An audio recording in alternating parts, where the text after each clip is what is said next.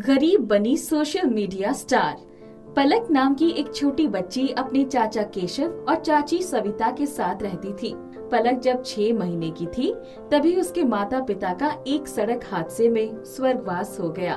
उस वक्त पलक घर पर अपनी दादी सरला के पास थी। उस हादसे को गुजरे 9 साल बीत चुके थे।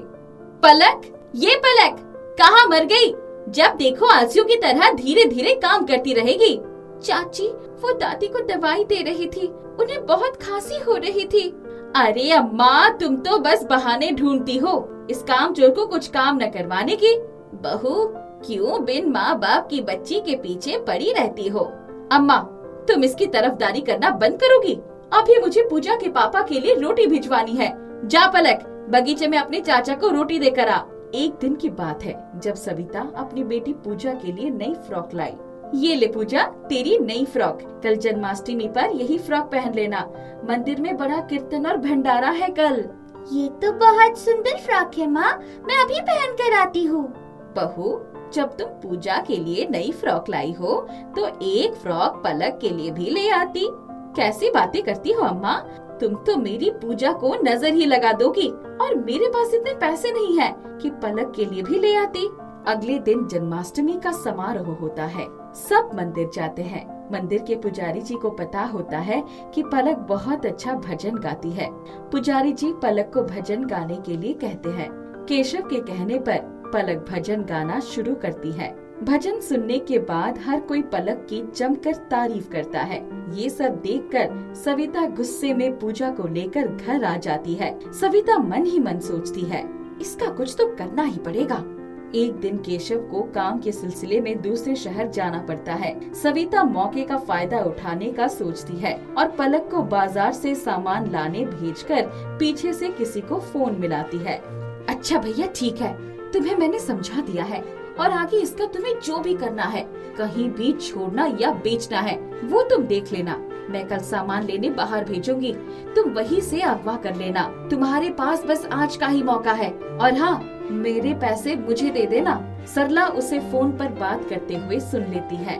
वो सारी बातें सुनकर घबरा जाती है। उसे समझ नहीं आ रहा था कि अब क्या करे। वो अपनी पोती पलक को कैसे बचाए। आधी रात के वक्त जब सविता और पूजा गहरी नींद में सो रहे थे, तब सरला धीरे से पलक को उठाती है। पलक, उठ, हमें यहाँ से जाना होगा।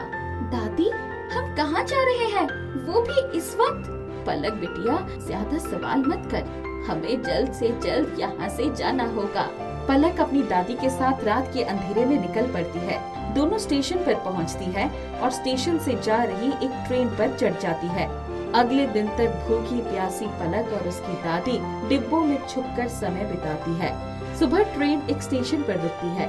फिर पलक अपनी दादी के साथ स्टेशन पर उतर जाती है। भैया, ये कौन सा स्टेशन है? अम्मा जी, ये मुंबई शहर है। मुंबई, जिसे लोग माया नगरी भी कहते हैं। दादी, हम शिमला से यहाँ क्यों आ गए? दादी बताओ ना। दादी, दादी क्या हुआ?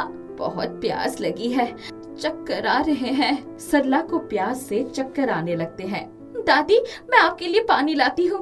भैया, एक बोतल पानी की दे दो, मेरी दादी को बहुत प्यास लगी है। 25 की एक बोतल है, 25 की है। तेरे पास 25 रुपए है? मेरे पास तो पैसे नहीं है। तो चल यहाँ से, पानी की बोतल मांगने वाली। अरे, तेरे जैसे हजारों लोग रोजाना यही नाटक करते हैं यहाँ। निकल यहाँ से।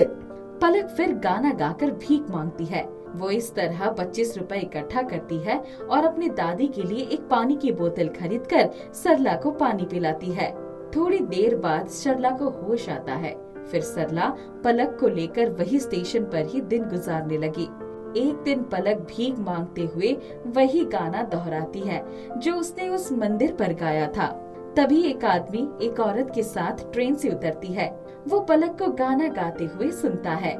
इतना सुरीला गीत कौन गा रहा है? मुझे लगता है आवाज उधर से आ रही है। चलो देखते हैं उधर। बेटी, क्या वो गीत तुम गा रही थी? हाँ बाबूजी। बहुत सुंदर और मीठी आवाज है तुम्हारी। तुम कहाँ रहती हो? बेटा, ये मेरी पोती है पलक। हम यही स्टेशन पर ही रहते हैं। यहाँ स्टेशन पर गीत गाकर भीख मांगते हैं ताकि हमारा गुजारा हो सके। मेरा नाम प्रवीण है।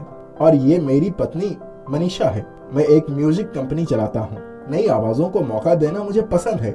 नई प्रतिभा लोगों के सामने आनी चाहिए। आपकी पोती की आवाज सचमुच बहुत ही अच्छी है। मैं इस आवाज को लोगों के कानों तक पहुंचाना चाहता हूं। आपको एतराज ना हो तो मैं आप दोनों को अपने स्टूडियो ले जाना चाहता हूं। मेरी पोती की आवाज पूरी दुनिया सुनेगी। ये एक दादी के लिए बहुत ही गर्व की बात है। सुना तूने पलक, तेरी आवाज अब लोगों तक पहुंचेगी। हम चलने को तैयार है। प्रवीण और मनीषा सरला और पलक को अपने घर ले आते हैं। सरला उन दोनों को पुरानी सारी बातें बताती है। मनीषा उन दोनों के लिए रहने का इंतजाम करती है। धीरे धीरे पलक को अभ्यास के द्वारा पूर्ण शिक्षा देकर प्रवीण पलक की आवाज में एक गीत लोगों तक पहुंचाता है। पलक की आवाज लोगों को बहुत पसंद आती है और हर तरफ पलक की तारीफ होती है। सोशल मीडिया में भी सिर्फ पलक छाई हुई थी। हर तरफ बस पलक की ही बात चल रही थी। प्रवीण और मनीषा भी पलक के लिए बहुत खुश थे। माताजी, आपको पता है पलक ने तो कमाल कर दिया। हर तरफ बस पलक की ही आवाज की तारीफ हो रही है। ये आप दोनों की मेहरबानी है बेटी। माताजी, हमने तो कुछ भी नहीं किया। ये सब पलक की ही मेहनत का नतीजा है। उधर शिमला में जब केशव वापस आता है तो माँ और पलक को ना पाकर दुखी होकर उनकी तलाश में कई महीनों तक दर दर भटकता है।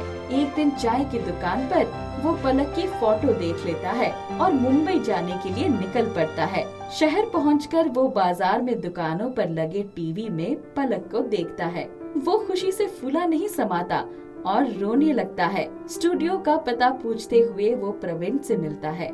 प्रवीण उसे पलक और सरला से मिलवाता है। अम्मा, पलक, मैंने आप दोनों को बहुत ढूंढा पर आप दोनों मुझे कहीं नहीं मिले। ये तो मैंने अखबार में पलक की फोटो छपी देखा यहाँ आ गया। माँ, मुझसे क्या गलती हो गई थी जो आपको घर छोड़ना पड़ा? नहीं बेटा, बस वो समय ही खराब था जो हमने ये कदम उठाया। चाचा, मुझे आपकी बहुत याद आ रही थी। चाची और पूजा कहाँ है? भूल जा अपनी चाची को। वो तेरी चाची कहलाने के लायक नहीं है।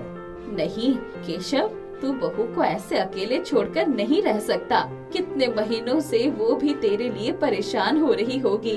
चाचा, मुझे चाची और पूजा के पास ले चलो। केशव सरला और पलक को शिमला लेकर जाता है। प्रवीण और मनीषा भी उनके साथ जाते हैं। अब सविता का रो रो कर बुरा हाल था। केशव के जाने के बाद वो बिल्कुल अकेली हो गई थी। सविता जैसे ही केशव के साथ सरला और पलक को देखती है तो वो रो पड़ती है। चाची देखो, मैं आपसे मिलने आई हूँ। मुझे आपकी बहुत याद आ रही थी। मैं तुम्हारी चाची कहलाने के लायक नहीं हूँ। मैंने तुम्हारे रम्मा के साथ बहुत गलत व्यवहार किया है, इसलिए तुम्हारे चाचा भी मुझे छोड़कर चले गए थे। नहीं बहू, अपने आप को इतना दोषी मत ठहराओ। जो होना था वो हो गया। अब तुम पूजा की ही तरह पलक की भी माँ बनकर उसकी देखभाल करो। आज पलक ने इतना ऊंचा मुकाम हासिल किया है, फिर भी ये आपको ही याद करती रहती है। ये आपसे बहुत प्यार करती है। सविता पलक को खुशी से